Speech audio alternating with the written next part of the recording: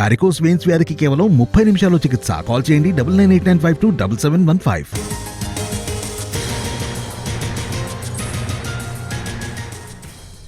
విశాఖ ఎంపీగా బొత్స ఝాన్సీ అభ్యర్థిత్వంపై మంత్రి బొత్స సత్యనారాయణ స్పందించారు. ఝాన్సీ పోటీ విషయం ప్రస్తుతానికి అప్రస్తుతమని ఆయన అన్నారు. తనకిప్పటి వరకు అలాంటి సమాచారం ఏమీ లేదని, అధిష్టానం ఆలోచనల ఆధారంగా నిర్ణయం ఉంటుందని చెప్పారు.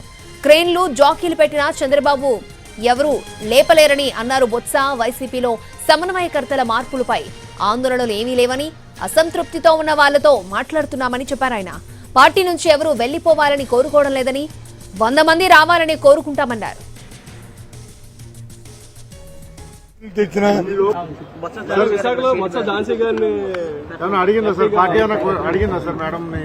నేను చెప్తున్నాను, నాకు తెలియదు, ఇంకా తెలుసుకొని చెప్తాను.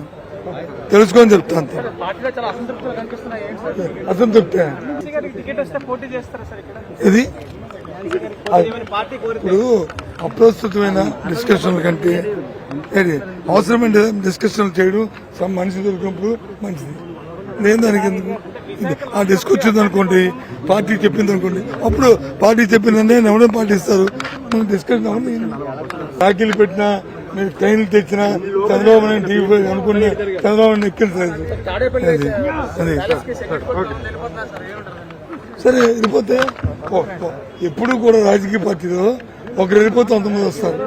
వెళ్ళిపోమని మేము ఎవరైనా కోరం, 100 మంది రావాలని కోరుకుంటాం.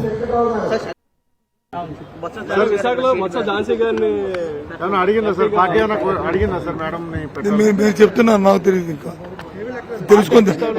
తెలుసుకొని చెప్తాను. అసంతృప్తి